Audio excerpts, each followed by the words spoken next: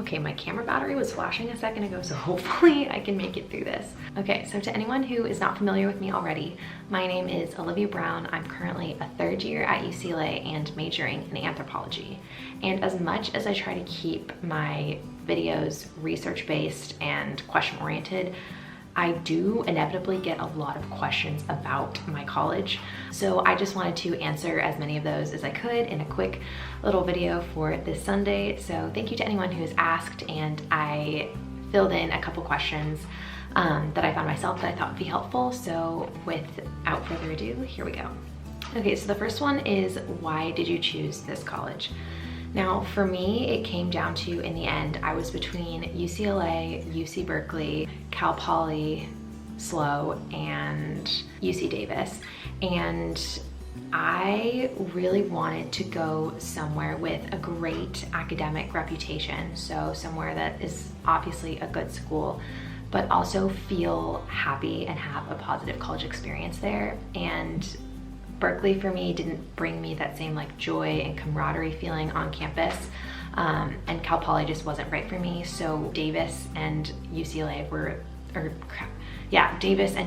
two that like came down to ultimately. And I don't know, UCLA felt right when I went on their campus, and it felt like a very positive school. So yeah. So the next question is, do you feel challenged in your coursework? And the answer to that is yes and no. I am an anthropology major, and by nature of having that as your major, some classes are going to be easier and some are going to be harder.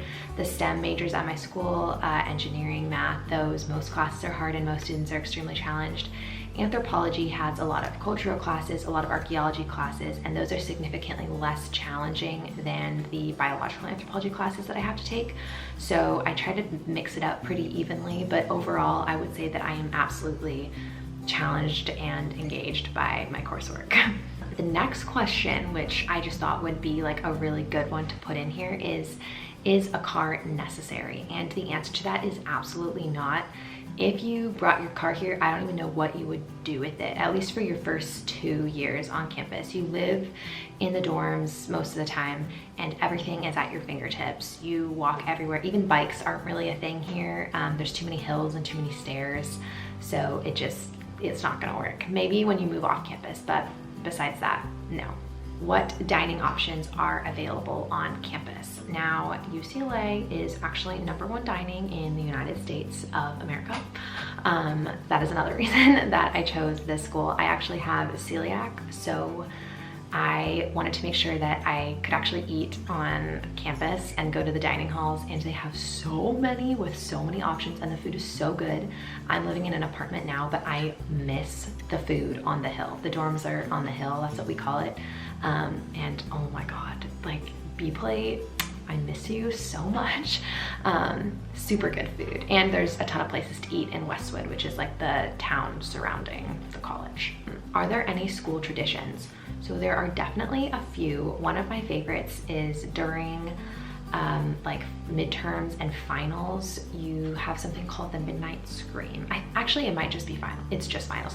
During finals week, at the end of every quarter, we have something called the Midnight Scream. And the whole week at midnight, everyone screams from their dorm building because you're up late studying and you just want to like get out all that pent up like stress, you know?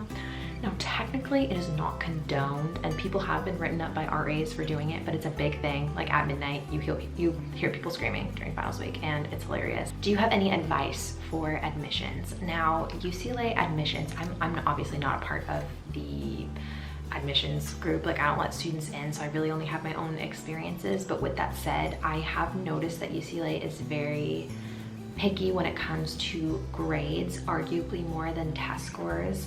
I know a lot more people who were 4.0 students versus 36 test scores on the ACT, and I guess now they're not even really doing test scores. So yeah, pay attention to your grades. I think that's huge. Also, really try on your essays and try to make yourself stand out and be unique. I think ultimately you have to just be yourself in those. The school wants people that's like, not only do you want the school that's right for you, but the colleges want students that's right for the college, if that makes sense. So be as authentic as you can and just try to get your personality across in those essays. crap, my battery's flashing again. And do enter, like, I got, one of the main questions I got from someone is international students. About 15% of our student body campus is international students, so it is absolutely a big thing to come here from out of state, out of country even. So yes, that is a big part of our culture here. It is very diverse and I'm very proud of that. Yeah, like I said, my camera battery is flashing, so thank you so much for watching. I hope you enjoyed this super quick, super short Q&A. If people have more questions, let me know and I will do another part. Have a great weekend. Stay safe during this 2020 pandemic. Peace out.